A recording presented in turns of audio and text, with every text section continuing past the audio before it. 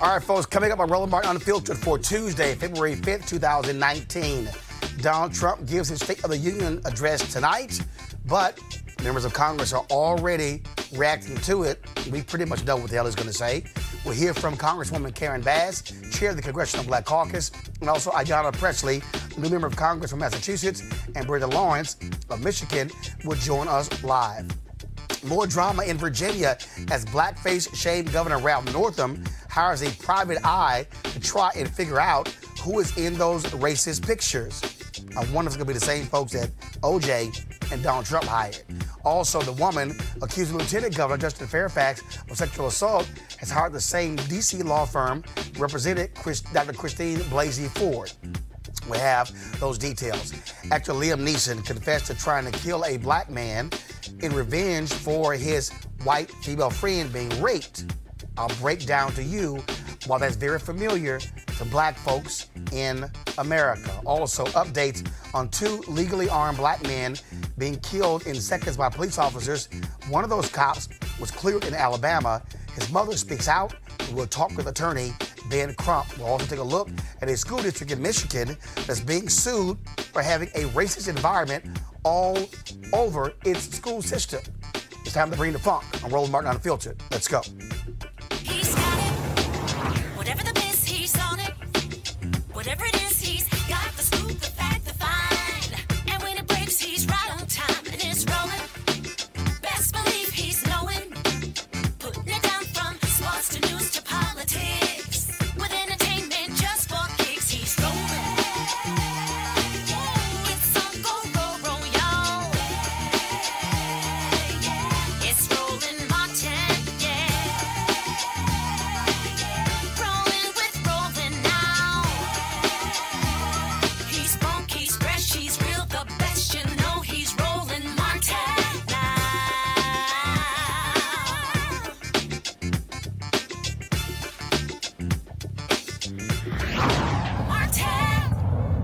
All right, folks, Donald Trump finally gives his State of the Union address tonight. Remember, it was supposed to be in January. It got postponed because of the federal government shutdown. It will actually take place tonight. But what's going to be interesting, of course, is that we'll see how Democrats will respond. Already, his folks are saying that he's going to be reaching out to Democrats. Well, you kind of have to if he got embarrassed by Speaker Nancy Pelosi during that federal government shutdown. Now, Congressman John Lewis and Hank Johnson, both of Georgia, and Congressman Steve Cohen of Tennessee, say they are boycotting the speech. Stacey Abrams will deliver the Democrats' response, and of course, we'll be streaming that speech on my YouTube page, which of course you can see at youtube.com/Roland S. Martin. And of course, if you're checking us out, be sure to subscribe and turn on your live notifications. Now, earlier today, a group of Democratic congresswomen held their own event called the State of Our Union. It was organized by Congresswoman Brenda Lawrence of Michigan, and she joins us right now. So, Congresswoman Lawrence, why exactly did you want to have this event prior to tonight's speech by Donald Trump? Hello, Martin. I wanted you to know that I am the chair of the Women's Caucus for the 116th Congress representing the Democratic Party. And there are so many issues that are confronting women in America. We are 50% of the population. We're only 25% of the voice of Congress. Martin, when it comes to issues for women in healthcare, do you realize that we are the largest country in the world that are losing women to childbirth? We are actually going backwards. When it comes to equal pay, women throughout their lives who are paid at a lower rate than a man, even in retirement. And when we talk about these issues, we have talked so much about the right to work in an environment that's free of sexual harassment. These are issues that don't normally come to the forefront. And we're going to be fighting for those issues. Talk about those various issues. I mean, obviously, a significant number of Democratic women, but you also have Republicans, very interesting. They have the same number of women on the House side they did a decade ago. And so when it comes to the parties, it seems that one seems to be more interested in electing women than the other. You know, I've had that conversation with the women on the Republican side. They're embarrassed, and they are really working hard and have actually put together a group just to recruit women to run for their party. But in addition to getting women to run for their party, they need to do some self-examination. Are you the party that actually speak and fight for rights of women? And if you're not, then this is your wake-up call. There's only 13 women on the Republican side versus 96 on the Democratic side. And so what is the next step when it comes to policies? I mean, so news conference is one thing, but policies and laws is another. Absolutely. So we will be passing the Equal Rights Amendment. We will be passing the Fair Wage Act, which requires companies to disclose the salaries of their workers. So often you'll see women working side by side and minorities with others, and they're paid at a lower rate doing the same work. Requiring those who have federal contracts and those in the federal government to disclose those salaries is one thing. The other thing is to make sure that we have in law the Equal Rights Amendment that we have been struggling with. People say that we should have equal rights, but it should be part of the law. And so we're very excited about that. We've been on this journey for a long time. The other thing is domestic violence rights. What are women's rights when it comes to domestic violence? You know, we have women sitting in prison who time after time again have reported assault, have been hospitalized. And when it gets to that point, a woman retaliates. I've seen women sitting in prison who have been held hostage as a result of domestic violence. That's going to be something that you see we take up. And then in healthcare, women and our health issues are unique. So things like paid maternity leave. You know, we need to talk about poverty when it comes to women. The largest group in America, when we look at poverty and put everyone who's in poverty together, the number one demographics of poverty are women, head of households with children. And so if we are really serious about reducing poverty in America, we're going to have to talk about educating women, talk about jobs, talk about providing tax credits and support for child care. A single woman, head of household with children, 60% of her pay goes for child care. All right, Congresswoman Brenda Lawrence, I appreciate it. Thank you so very much. Thank you. All right, folks, and again, that news conference was held a little bit earlier, and so right now we want to hear from a couple of those women. First off, Congresswoman Karen Bass. She is the chair of the Congressional Black Caucus, and then next, Ayanna Pressley, of course, a new member from Massachusetts. So I'm here to talk about the state of black women in this country. So the state of our pay is unequal. According to the U.S. Census Bureau, black women in the United States are typically paid 61 cents for every dollar paid to a white man. But instead of creating job programs or investing in raising wages, what does the Trump administration do about it? He signs a tax scam guaranteed to benefit only the richest Americans with a recycled promise of trickle-down that we've been waiting on since the 1980s. The state of our health is not well. Black women are 3 to 4 times more likely to experience a pregnancy-related death. The percentage of black women that die in childbirth is higher than most developed countries, if not any developed country on the planet. We're more likely to have heart disease or diabetes as well. But instead of investing in our health, what does the Trump administration do about it? Not only did he push a bill to take away health coverage from millions of Americans, he continues to try to sabotage the Affordable Care Act via death by a million cuts. The state of our freedom is under attack. The incarceration rate for black women has increased 800% over the last 20 years.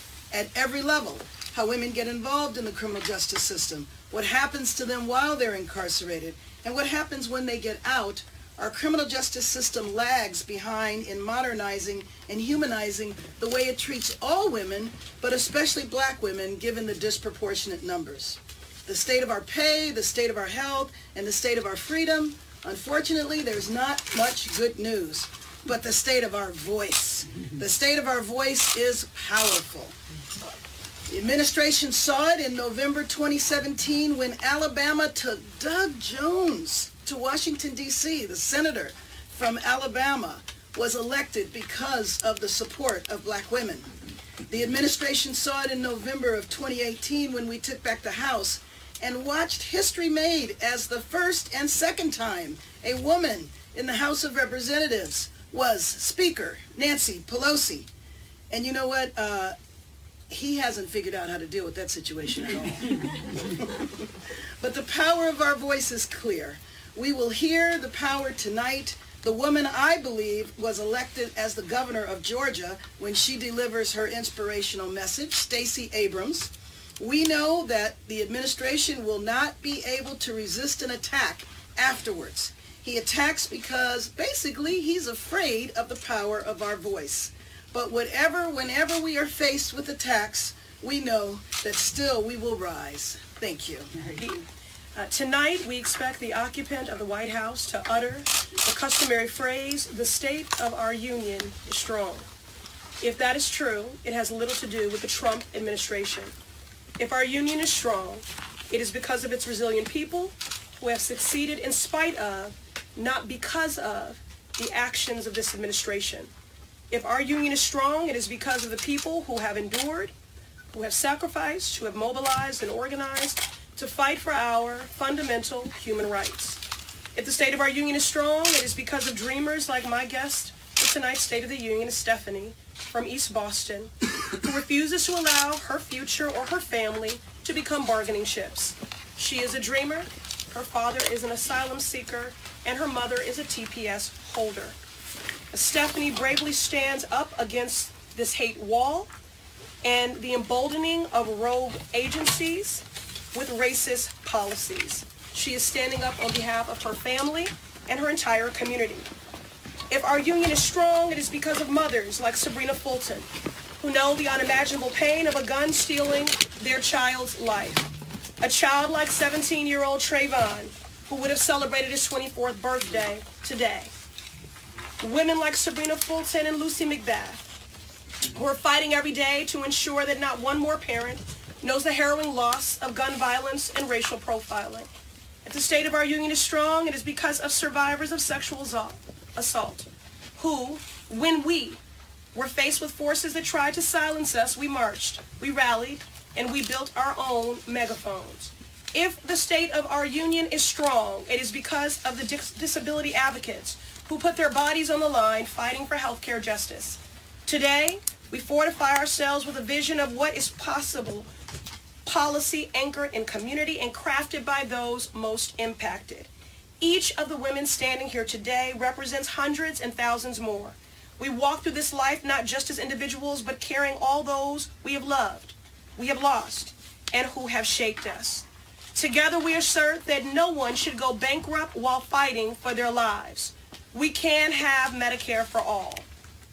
We can act with urgency to save our planet, to enact a Green New Deal. Every person deserves a good job and a livable future. We can tackle the growing maternal mortality and female incarceration rates for Black women. Together, we will address the staggering student debt that is crippling dreams and choking at the full promise of our nation. Together, we can actualize our commitment to fair pay for fair work and provide back pay to our contract workers crippled by the shutdown and the pay that they deserve.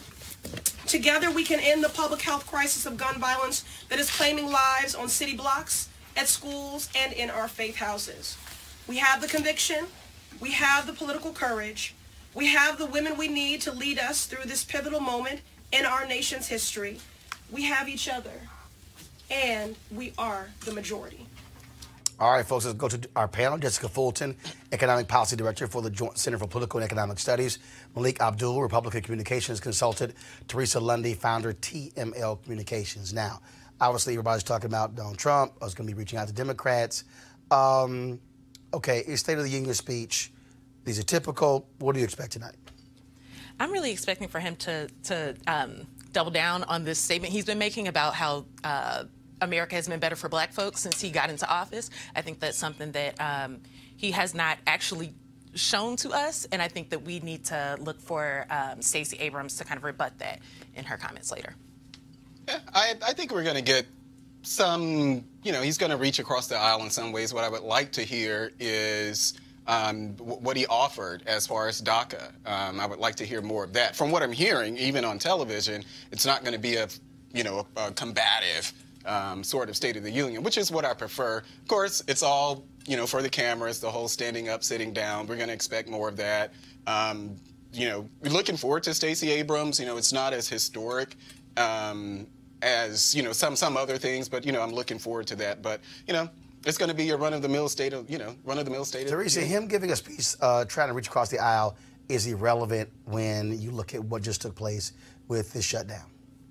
Exactly. So what I expect, and many of the blogs were saying earlier today, that Donald Trump is going to talk about Donald Trump. He's going to talk about his accomplishments all before he gets to his beloved wall. And we just need to be honest. Now, I don't know the way he's going to talk about that wall, or steel, or fence, or brick, but we're going to talk about it in some way.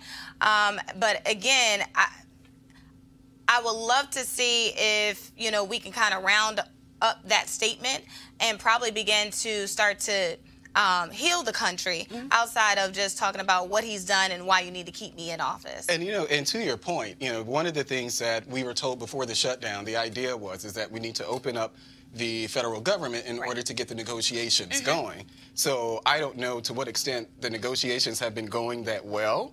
From what I'm hearing from Nancy Pelosi, her answer is still no. Correct. But as I've said on the show before, slat, wall, whatever it is that you want to call it, we're talking about border security. So however people want to characterize that or phrase it, the wall has become a symbol, if you will, kind of like as the Republicans are for amnesty. Anything that smells like it could be amnesty. I think that's where we are now with the wall, that anything that seems like a wall, Democrats are against. But they do agree that they're for border security. You got, come on, you got a dude early talking about, okay, it's going to be a human wall. I mean, he's sticking wall to anything. Yeah, that's nonsense. That's not going to be any sort of, human wall. It's going to be a steel slat, whatever it is. And what I'm hearing is that they're a bipartisan group. They're working with border officials to actually see what it is that they want and identify the locations that they want those in. And I think that's the approach that we should be doing. I think that's a little too far off. So, I mean, those conversations I feel like should have happened earlier as we were even constituting what that $5.7 before we shut looked down. like. Yeah. Before we shut down and as we put that budget together. So, I mean, kind of going into it tonight, I think we're kind of going to hear the same thing. And I think he actually might bring up the furlong, but I'm not sure. Well, Jessica, well, for one, they're also saying that, okay, he's not going to call for this national emergency. Right. Okay, it's also kind of hard when you're the idiot who tweets out how border crossings are down. You're kind of defeating your own point that there's this big emergency. Right, and so what we really need to pay attention to is, as you said, if what we want is actual border security, that doesn't necessarily mean a wall, right? Like what we've seen is that we have evidence that this wall will not work in the way that he's talking about it. And so I think we need to think about it that way. Of course, also on tonight is always a big thing. Members of Congress, they invite different individuals to watch the speech. Well, of course, Iowa Congressman Steve King, he, of course, had to say who he's going to invite. So we went ahead and just going to name him the Stuck on Stupid Person of the Week. Roland? Stupid! Okay. So you only get one ticket, okay? This is the guy who has no committee assignments. So he decided to invite the minstrel show, Diamond and Silk. This is what he live tweeted. Having only one ticket, I invited one of the two guests for the State of the Union tonight, Lynette Hardaway and Rochelle Richardson, otherwise known as Diamond and Silk. Diamond won the coin toss. Both will be my guest speakers at COS in the morning. I don't accept the characterization of them as a minstrel. They are a minstrel show. I don't think they. You know they're not even real Republicans. They are a minstrel show. But I don't think that they're a minstrel show because they're entertainers. No, they're not entertainers. I think they're entertainers. Have you ever interviewed them? No, I have twice. They are a minstrel show. I don't agree with any characterizations as minstrel shows. You know, just of black people generally. Okay, but if you're black people and you're performing a minstrel show, I'm going to call you a minstrel show. I don't think that they're performing a minstrel show, but to your point, you know, I'm more interested in, I think, is it Matthew Charles? Matthew Charles is the guy who, as one of the first inmates who was released from the First Step Act. You know, I'm more interested in people like but that's him. my point, Teresa. We can't take Steve King seriously. That's my point. Yeah. Those are real people.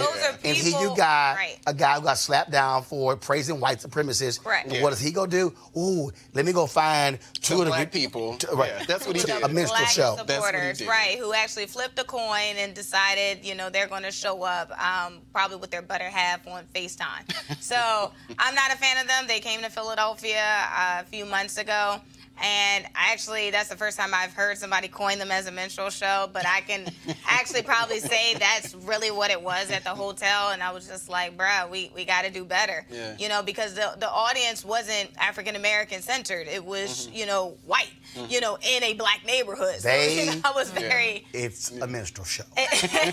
Simple as that. Just call it what it is, and that's exactly what they are. All right, folks, got to go to a break right now. When we come back, I'm going to talk Liam Neeson, and he made some quite interesting comments about hunting down black people. But black folks in America, we're quite familiar with white men losing their damn minds. We'll break that down next on Roland Martin Unfiltered.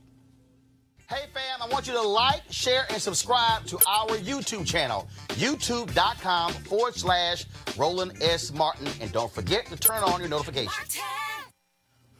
All right, of course, many of us in 2019 want to get healthy and get fit as much as we want to. Of course, for me, the whole focus is getting a golf game, getting a handicap down to a 2, which means improving the core, losing weight, and being able to, of course, pick up 10, 15 yards. Now, if you want to make a difference in doing so, one of the ways is to try the D-Herbs Full Body Cleanse. Now, I just finished their cleanse about a week ago, dropped about 18 pounds. And, of course, for some people, they've lost as many as 20 pounds as well. And, of course, us coming out of the holidays, we talk about excessive eating, processed foods, fried foods, things along those lines. Folks trying to get that out of their body. Now, of course, your body needs to recover, and the Full Body Cleanse will help you get rid of the toxic buildup. It will not only drag you down, but can be very dangerous if you don't do anything about it. Now, if you want to go ahead and try it, if you want to lose those stubborn pounds, go right now and go to deherbs.com, DHERBS.com. Use the promo code ROLAND for a discount at the checkout. The number to call is 866-4DHERBS, 866-4DHERBS. It's 866-4DHERBS, and the promo code is ROLAND. Okay? They're certainly one of our D-Herbs, one of our partners, and we thank them for supporting Roland Martin Unfiltered. All right, folks, still lots of drama in the Virginia state capitol. Governor Ralph Northam, the man who had trouble remembering if he had ever posed in blackface or wore KKK robes and a hood, has still not resigned over these pictures. Now, there are virtually no Democratic politicians in Virginia or in the country who are supporting him, but he is still trying to find a way out. The New York Times reports he's hired a private investigator. Okay, remember when OJ hired a private investigator? Remember Donald Trump hired a private investigator looking into Obama's birth certificate? Yeah, I thought so. Okay, so clearly he is not trying to resign. Now, the man who will replace Northam, if he does resign, is Lieutenant Governor Justin Fairfax. He now has an issue because yesterday we heard him categorically deny an anonymous accusation of sexual assault at the Democratic National Convention in 2004. Today, the woman, a researcher at Stanford University, has hired Katz, Marshall & Banks, a law firm that lists sexual harassment law as one of its areas of expertise.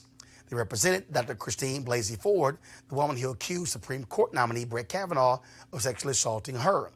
Now, the timing of this accusation is suspicious, to say the least, just as this young brother could become governor. But, true or false, this could go on for a while. I want to go to our panel real quick here. Teresa, so In Lieutenant Governor Fairfax's statement, he said that this woman went to the Washington Post a year ago. They looked into it, investigated, never did a story. Right. Then what happens is this weekend, she sends a private note to a friend, who then gives it to the website that posted the photos of Northam. And then now she's hiring the law firm. What do you make of what is happening with this case and Justin Fairfax? Conspiracy. They see that there's an opportunity for Justin Fairfax to take his rightful place as governor. And I think this is, don't look at me like that, Roland. No, I'm just looking at you. To take his rightful place as a governor. And I think this is one of the opportunities where they're saying that there's going to be some obstacles for him to get there. When you can't, and this is unfortunately the trend with the Me Too movement. I have 5 brothers, so I'm very sympathetic to them, also sympathetic to the victims, especially the women, but more so what the climate is today, where we can just kind of go and make an accusation without pure facts, and then not have a real follow-up or follow-through of actual justice being served. So for me, I think we need to do a further investigation on the one that received that went to go get an investigator from the investigative firm, and actually try to prowl that out. Now, in the case, what happened in the case here, she says it took place in 2004, the Democratic National Convention, and that she never said anything in all these years. Now, he ran for state attorney general and lost, and nothing came out. When he ran for lieutenant governor, nothing came out. But now it comes out. What are your thoughts? Well, for me, this is Kavanaugh all over again, where what we said is that the accuser deserved to be believed, not just heard, but believed. And so if we, I feel the same way about this situation as I feel about Kavanaugh. I don't think that it is healthy for us to live in a climate where we can make these type of accusations unsubstantiated. Sure, the Washington Post decided not to, the Washington Post didn't find anything, but this is similar to Kavanaugh. No one found anything with Christine Blasey Ford. No one found anything there, but it became a story. And I think this is the sort of tit for tat. You're going to have a lot of people who will say, they're very concerned now. We're really concerned about that Fairfax could have done these sort of things, but it's more so political. It's the get back. It's like, well, remember what you did to us, and now we're going to do the same thing to you. Yes, Fairfax. I'm surprised. How is it that Northam, no one knew about the yearbook photo throughout his... So interesting. Since 1984. We need to talk further about where the medical school he went to, because and that he didn't remember when he... How do you not which remember? blackface time was I in the yearbook photo or not? And I just had a little shoe polish, and you heard his explanation. Well, so, if you know that shoe polish, it doesn't really come off. So I just put a little shoe polish, and I danced as Michael Jackson, and I won because I did the moonwalk. Bruh. Come on now. I mean, and so we have to look at these sort of things. That's why my position when these things happen with Republicans is generally, okay, well, let's just hold back for a minute, because I refuse to believe that these people have come, they've arrived at their respective, places, places in career, and nothing like this has come out before.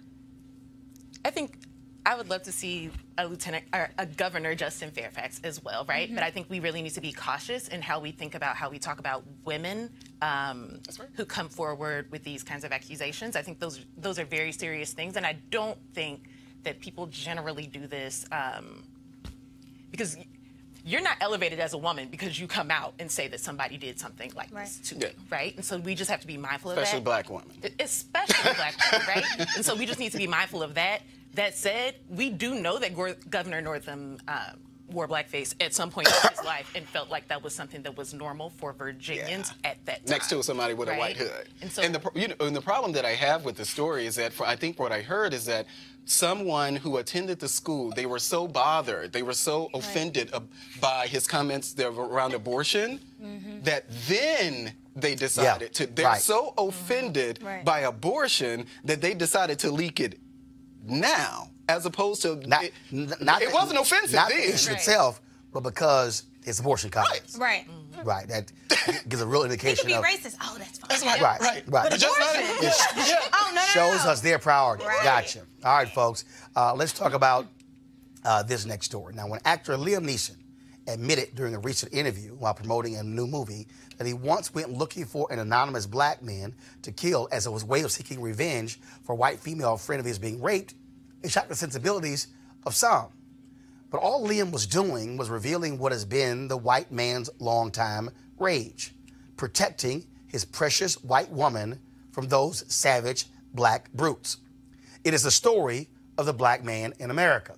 Now, in the interview, Liam said that once his friend revealed the rape and the man's skin color, for several days, he walked the streets looking for a black man, any black man, to approach him. And if that happened, he was ready to pounce, taking out his anger on any black man to serve as proxy for raping his friend. And it took me a week, maybe a week and a half to kind of go over that. And she said, "Where are you going?" I said, "I'm just going out for a walk, you know." She said, "What's wrong?" "No, nothing's wrong, fine." Now, he offered a further explanation. And I come from a society, I grew up in Northern Ireland in the Troubles, and I knew a couple of guys that died on hunger strike, and I had acquaintances that were very caught up in the Troubles. And I understand that need for revenge, but it just leads to more revenge and more killing and more killing. And, you know, Ireland, Northern Ireland is proof of that, you know. All the stuff that's happening in the world at the minute, the violence is proof of that, you know. So it's, but that's, yeah, primal need, I understand, you know. Now, folks, Tuesday in an interview on Good Morning America, Robin Roberts asked him about the controversy. Quote, "I'm not racist." This was nearly 40 years ago.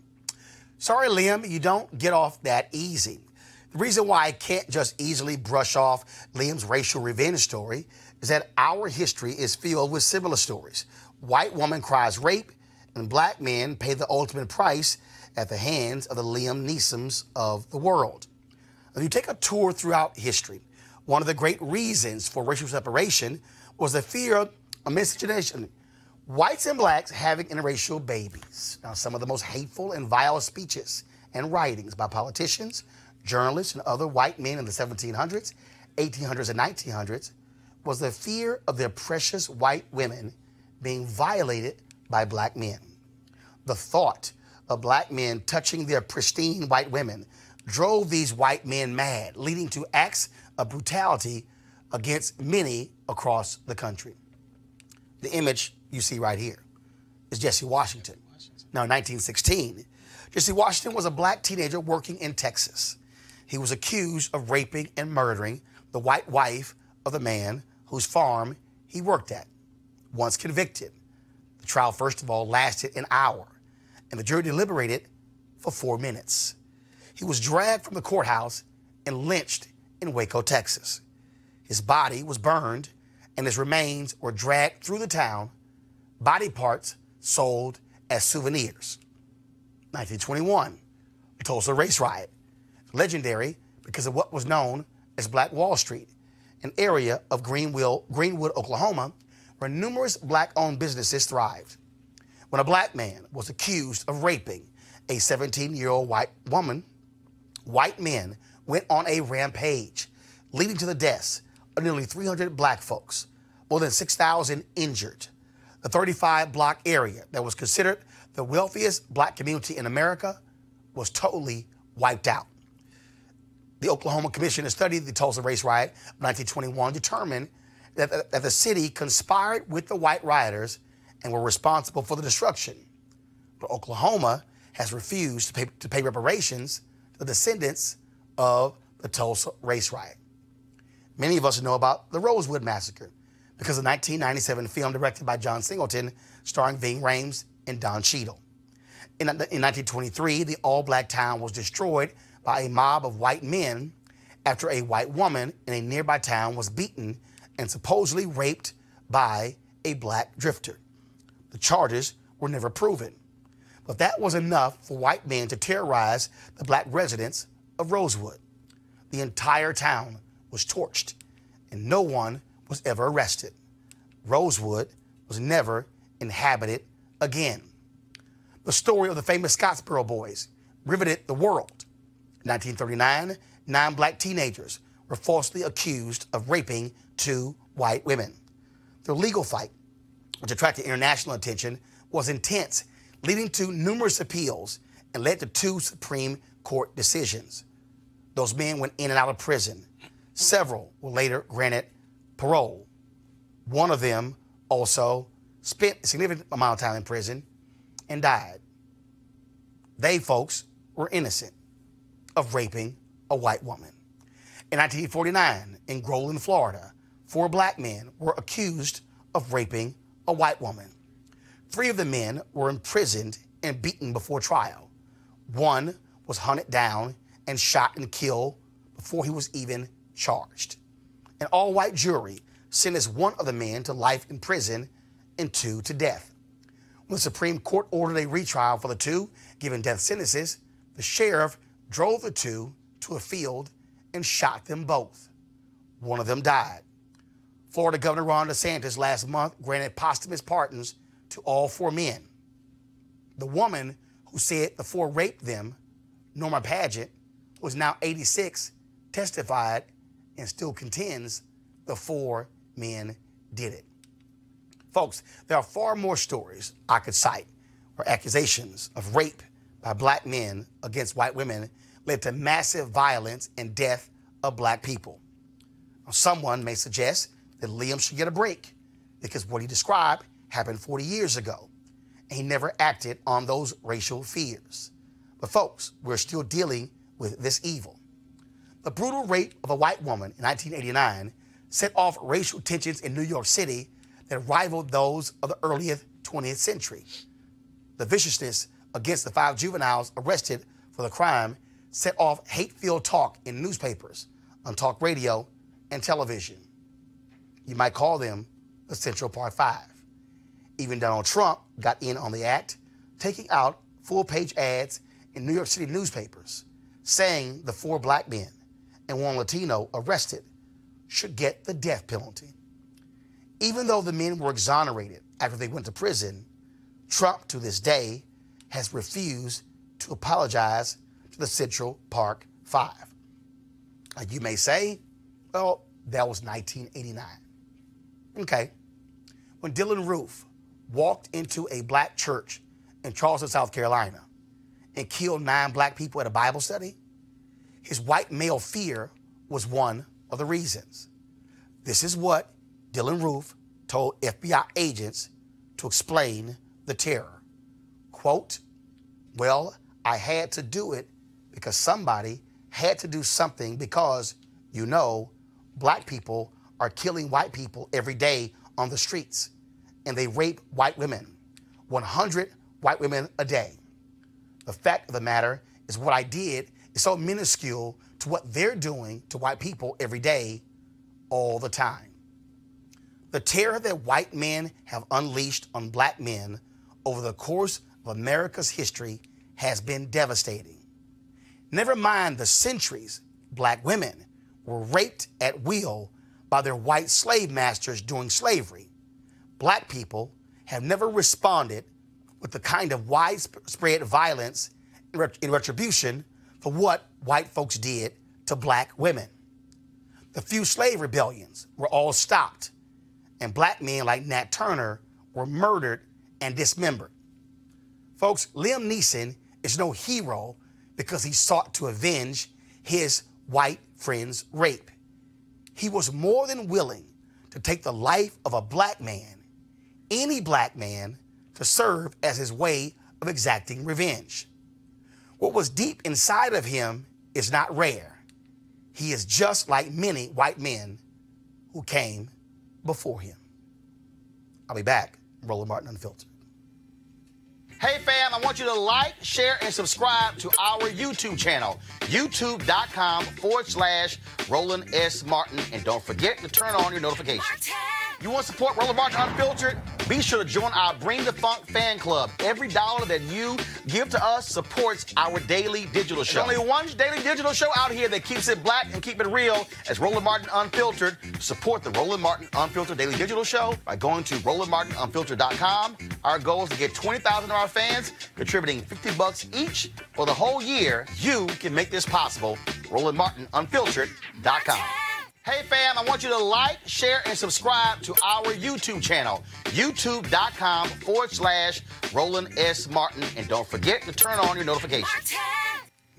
All right, folks, now a message from one of our partners. Are you desperate for a good night's sleep? Then listen up. Studies, Teresa's like, yeah, I am. Studies show lack of sleep causes stress, irritability, weight gain, and even death. But you already know how bad it is when you don't get enough sleep, don't you? You try sleeping pills with their annoying and potentially dangerous side effects. Trust me, I understand. Now, maybe if you wasted money on the latest miracle pillow that promises a good night's sleep. Have any of those worked? If not, this might be a solution. It's convenient, inexpensive, has zero side effects, and it's flat out work. So if you want to experience deep, restful sleep, start tonight. Visit www.sleepmusic.com. Now, very interesting. This weird little known trick is already helping thousands of people around the world experience better sleep, deeper rest, and happier mornings. And with a full 90-day money-back satisfaction guarantee, what have you got to lose? And simply visit sleepmusic.com to see how this amazing sleep solution can help you. Do me a favor, use the promo code RADIO to get $10 off. That's www.sleepmusic.com. Use the promo code RADIO to get $10 off. All right, folks, let's go to this story out of Alabama. Listen to these words. The officer reasonably exercised his official powers, duties, or functions when he shot. Those are the words from the official report of the Alabama Attorney General clearing the cop who shot and killed E.J. Bradford Jr. And the killing took place on Thanksgiving night at a mall outside of Birmingham. And here's what we know. There was a man firing shots at the mall, but the man was not Bradford. Bradford, who was licensed to carry a firearm, ran toward the shooter. That's when the cop, without so much as warning, shot him dead. And according to an independent autopsy, shot him in the back. E.J. Bradford's mother had this message for Alabama Attorney General Steve Marshall. Attorney, I want to know if that was your child. Would you consider this justice? Would anybody consider this justice? You shoot my child 3 times and y'all call that justice. I mean, 3 times in the back. You put yourself in this situation and tell me how you would feel. Because as a mother who carried this child in her stomach,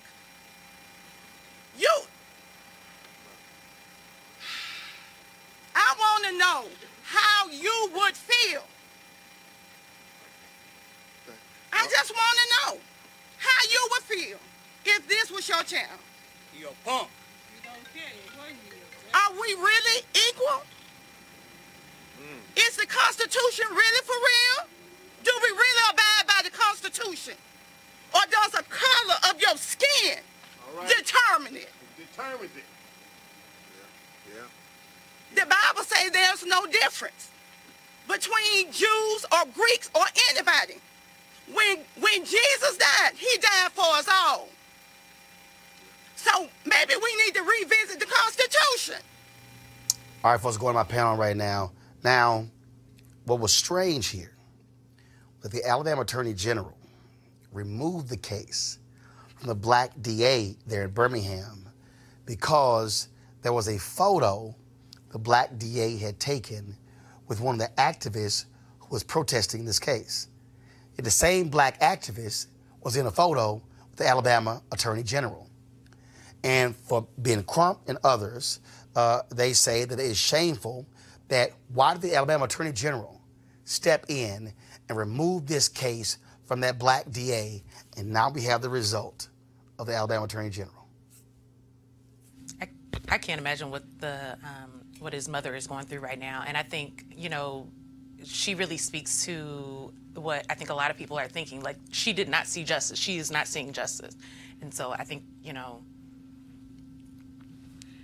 that's an issue. And so we see this time and time again, whether it's Tamir Rice, whether it's Trayvon Martin, whether it's Mike Brown. Actually, if you guys, Trayvon Martin wasn't a cop. Right, it wasn't a cop. Go ahead. My point is talking about how black men are viewed. So he was viewed as a threat. The 12-year-old Tamir Rice was viewed as a threat. Yep. Mike Brown, if you guys don't remember, the cop described, I think it was Darren Wilson, described Mike Brown as he was bulking up, as if he was getting ready to run through bullets. So so we know this type of, even if we go back to the super predator of the 1990s, these black people are generally seen as threats. And so this is what we're talking about here. In Birmingham, I will say that this particular mall, and I've had this conversation with people just describing, so this mall in Birmingham, the Galleria, it was full of black people. And we do know that there were a lot of people, the reports were that there were a lot of people that actually were carrying inside. And that's how the situation happened with the guy here, that there were a lot of people running with guns inside the mall. So I do want to say that... Well, no. I haven't seen reports that there were a number of people with guns drawn. Well, I don't know if it was drawn, but I do know that there were definitely reports that there were a number of people there actually with guns. You mean the population, like the inside the mall? Okay, not not the police. I'm sorry. I have not seen that. But again, Teresa, to have an officer on the scene, not yell a word, not officers put the gun down. No, this cop immediately started shooting. The fear of the FOP is damaging to African Americans as a whole, and it has been since the beginning of time. If we're talking about any type of reform, look, I am all for the criminal justice system, but we really have to take a look at our policing, but also reforming the department. And I think they've tried to make, and I'm talking about different counties and different cities have tried to make reforms in the department, but they do it very slightly by putting an African American at the head, right? But not really reforming some of the policies within it. And thus, we still have some of these brand new police officers in these counties that are still afraid. I mean, they went through the training of how to protect yourself. Right. But they didn't go through the sensitivity training on how to protect the body as a whole and not just see African Americans as just, something, they'll get over it, or just see them as not so much of a person. Yeah. Right? So holistically, if there's any type of legislation, any type of bill that needs to come from any of our African American leaders, I would say we need to do something that has to do with policing within the police department. Yeah, and all of the stuff that we're talking, well, I won't say a lot of it, but I imagine that a number of things that we're talking about here is implicit bias. Absolutely. So how do you legislate that? How do you really address that? Because I do think that that's at the heart of a lot of this, where it's an assumption. Well, we have to come at their money. There's still officers and who are still collecting pensions after shooting and killing young boys and young women. But we even have juries. We have juries who hear these cases. And I don't know if that was the case with Tamir Rice. I can't remember. But we have juries who hear these cases. In the case of Tamir Rice, same problem. Tim McGinty, that DA, essentially acted as a defense for these cops. Took to the grand jury. No indictment from the grand jury. Okay. That was one of the reasons why he got his ass thrown out in the Democratic primary in the next election. Okay. Same thing happened to Bob McCulloch when in the Michael Brown case. His butt got thrown out by Wesley Bell in the most recent campaign. But the issue that you have here is having the Attorney General step in and remove this case from the black district attorney solely because of a photo he took with an activist that he was also pictured when the same activist was in a photo with the white attorney general. We finally got Ben Krupp on the phone here. So Ben, Just what do you make of this Attorney General? This was the one thing folks feared by him removing the case from the black DA, that he pretty much was guaranteeing this cop would not get indicted. That's exactly right, Roland.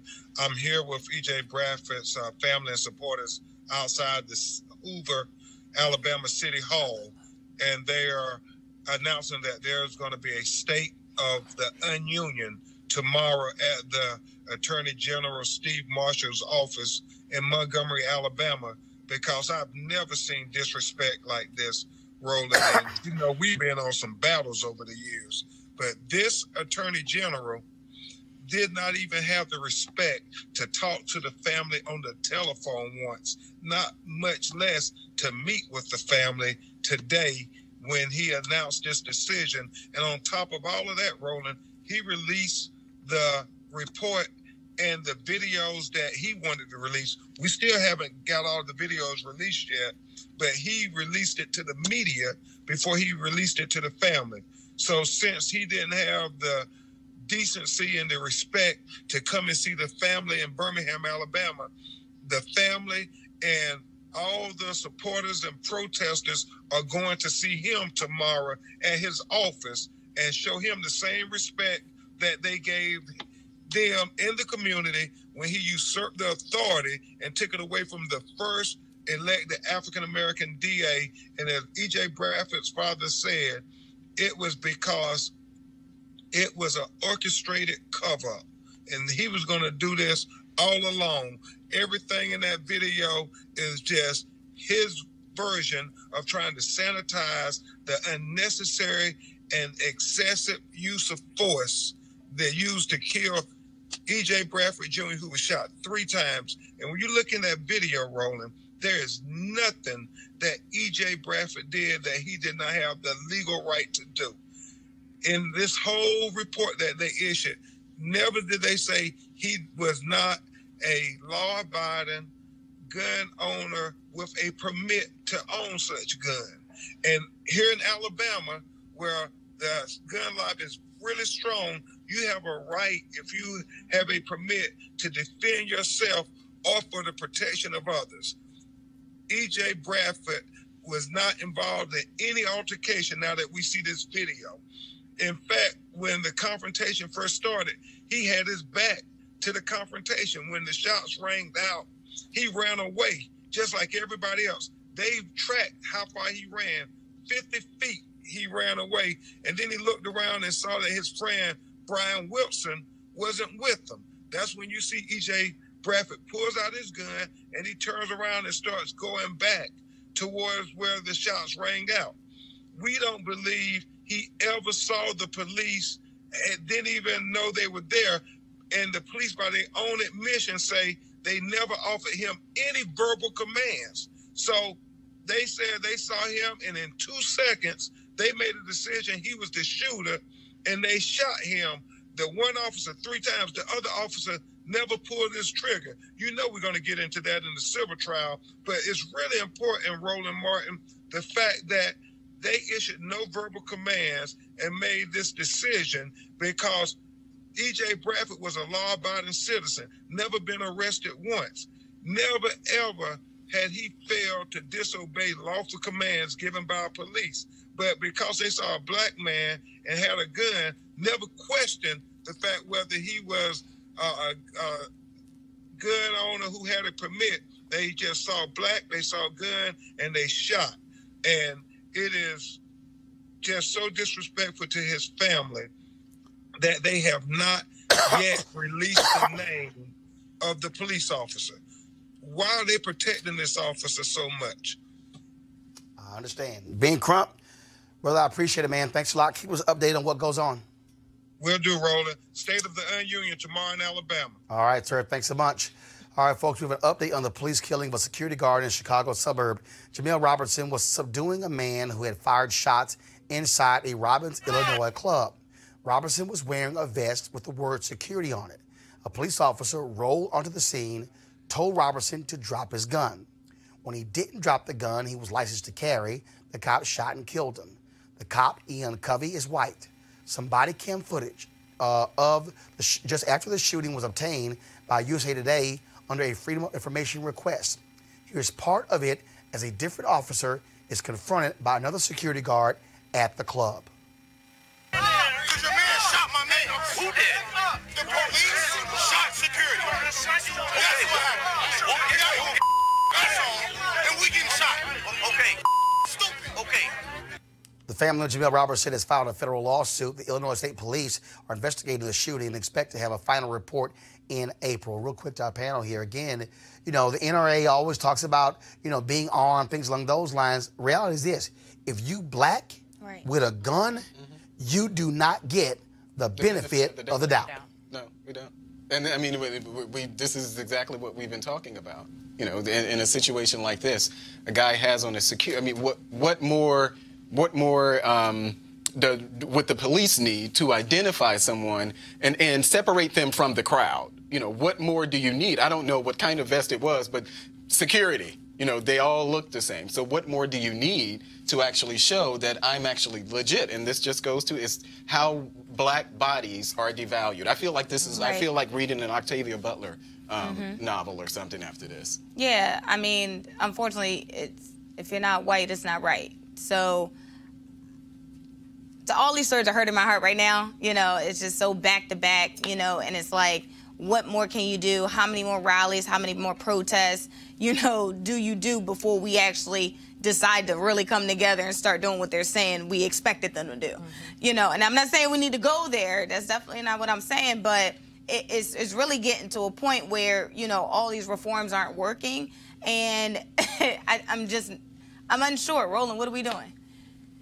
And I think, like you have, earlier we talked about Liam Neeson. That's somebody that does not have power, that admitted that he went out and was trying to target black people, right? These are people who have state-sanctioned power. They have a gun, and if there's something that's happened to them in their past, we don't know what they're dealing with, what kind of trauma they're placing on black folks, and that's not something that we should be having to carry the burden of. Oh, and this is why I try to explain to people this is what it means when you're black in America. Okay, so you could talk about, oh, we're all the same and kumbaya. No, that ain't the case. You are treated differently when you're black in America. Now, folks, check this out. Imagine trying to get an education in a school where the use of the N-word and offensive terms like dirty Mexicans are commonplace. Now, this particular school district in Michigan is 91% white, less than 1% black. The ACLU of Michigan has filed a complaint against the entire Paw Paw, Michigan School District with the Department of Education's Office of Civil Rights. The complaint says they are maintaining a racially hostile educational environment. Joining us right now to discuss this is Mark Fancher, the Michigan ACLU's Racial Justice Project staff attorney who drafted the complaint. Mark, give us a sense of exactly what has been going on in this district and for how long. Well, as far as we know, this is representative of the culture of not just the school district, but the city itself. What attracted our attention to the school district is an ongoing controversy, a high-profile one, involving the name that has been given to the high school's athletic teams. They use the racial slur Redskins. And there have been protests by Native Americans in the area over the course of a number of years. And these protests and these appeals and petitions to the school district to change the name have caused eruptions of violent and near-violent encounters in the school board meetings, harassment of activists, and ongoing controversies. We went in hoping that we might be able to speak with the school's leadership and to try and persuade them that they needed to consider not only changing the name of the team, but also engaging in a process of cultural sensitivity, tolerance and other measures that would be helpful to the school district overall. We never got so much as a polite response from the school district's leadership. They would not acknowledge even our requests to come in and to talk with them. So we went to the local clergy and suggested that they preach from the pulpit messages of tolerance. And we found that even among the clergy, there was a certain amount of intimidation, if not downright fear, of the reprisals and the retaliation that they would face for even voicing that type of a thing. That caused us to use the Freedom of Information Act to just find out what was happening in the district with respect to race. And what we got back was a large stack of school records and documents that related story after story of some of the most horrific kinds of racial discrimination, harassment, and bullying that we've seen in a number of school districts.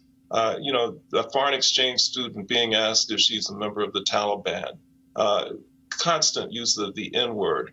You know, one student approaching Mexican students and saying, "Trump's in the house now, you need to go back to Mexico and pick blueberries."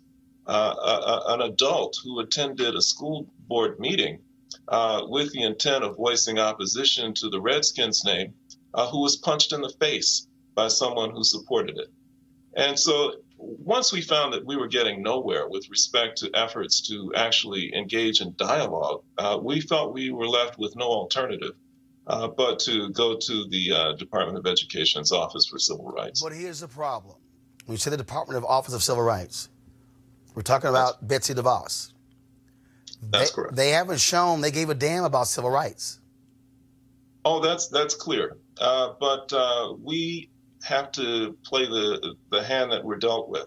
The other alternative that we might have would be to file a lawsuit in court on behalf of victims of this type of discrimination. But honestly, we've not found anyone who is prepared to do that.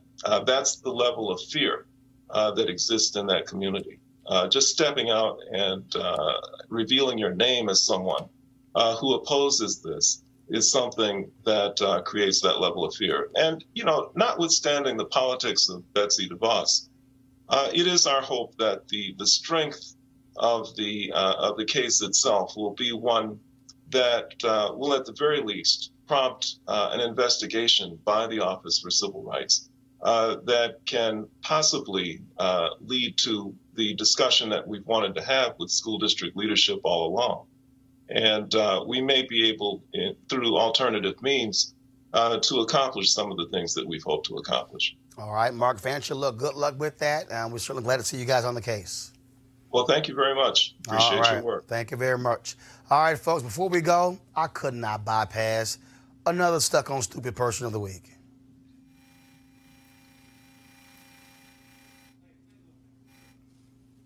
Y'all don't have it ready. Y'all supposed to be playing. Damn it, you knew I was going to it. All right, y'all. No. Stop it. Y'all weren't ready. All right. So here's the deal, y'all. Here are two anchors on Fox News, actually 3 Fox News staffers, trying to explain why voters are in huge numbers in favor of collecting more taxes from the rich. Now press play. There is what seems to be a movement against capitalism in this country. This is a piece in Politico just published, Soak the Rich. Americans say, go for it. In this piece, it talks about how recent polling is showing that the American public is increasingly on board with raising taxes on the rich. As evidence, we pulled up this latest Fox News poll on the issue, whether Americans support raising taxes on the wealthy, on incomes over $10 million. Those that are in favor of that, 70%, Charles. Over $1 million in income, 65% are in favor of raising taxes. The idea of fairness has been promoted in our schools for a long time, and we're starting to see kids who grew up in this notion that fairness above all. And now they're becoming voting age, and they're bringing this ideology with them. Okay, y'all, their own poll shows 70%. Mm-hmm. Maybe it's because even their audience, old white people, realize that the system in America is actually set up to benefit the rich in America. Yeah, I'm not even sure that's it. I think when you ask anyone, who would you rather raise taxes on, it's going to always be those who make lots of money. I don't think that it's not political, or it's not, you know, this is, you're going to raise taxes on everybody but yourself. And I think this is an example of that. I'm not surprised. But this whole idea of, they're teaching kids in school what's about fairness. And the reality is that we used to do that as a country. We used to tax the very, very rich about 79 to 80%, right? This is something that we did, and this was when we actually had like strong economic growth that benefited most of the people in America, right? So like, yes, I hear what you're saying. People are going to say to tax everybody else, but this is something that works, that we've already tried, that we might as well go back to.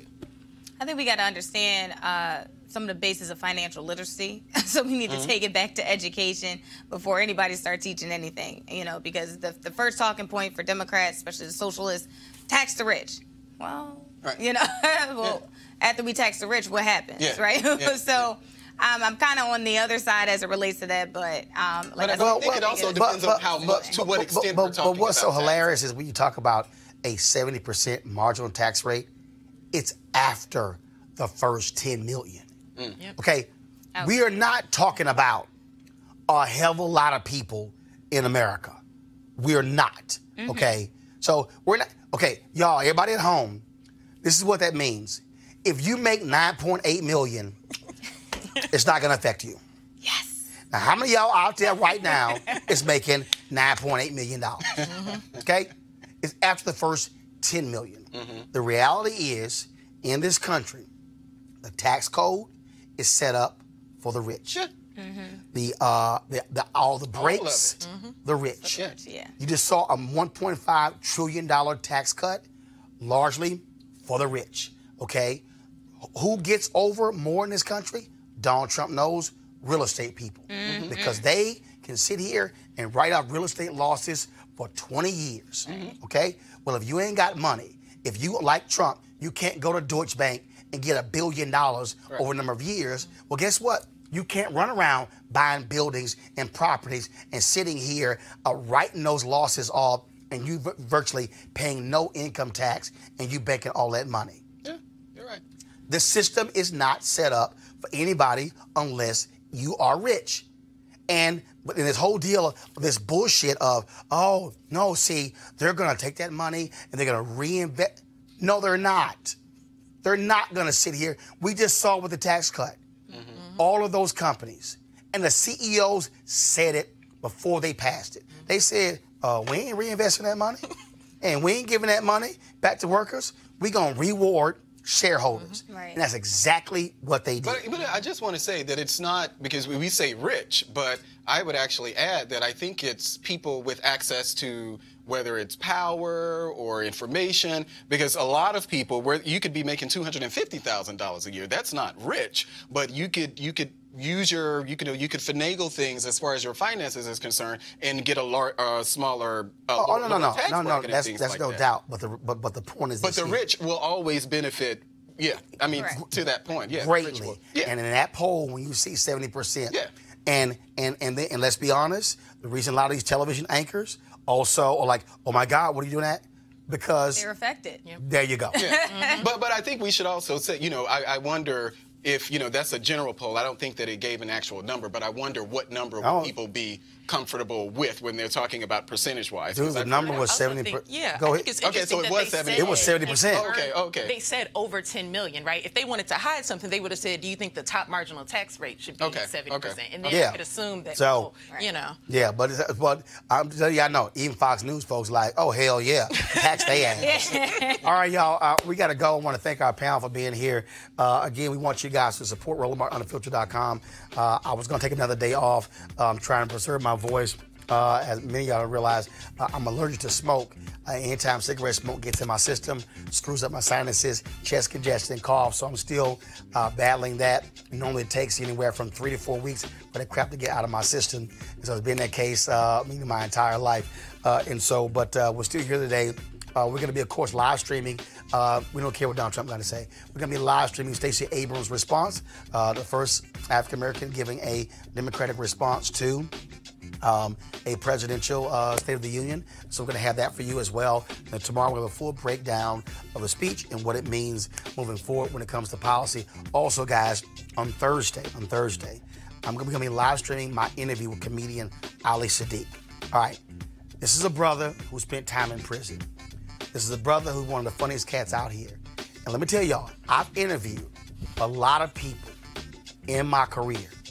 A lot of people in my career. This is one of the most intriguing, interesting, and fascinating interviews I've ever done. You don't want to miss that interview that we're going to have for you on Thursday. All right? Please go to RolandMartinUnfiltered.com to please join our Bring the Funk fan club. All of your dollars help to go support the show to make this thing possible. RolandMartinUnfiltered.com. All right, I got to go. Holla.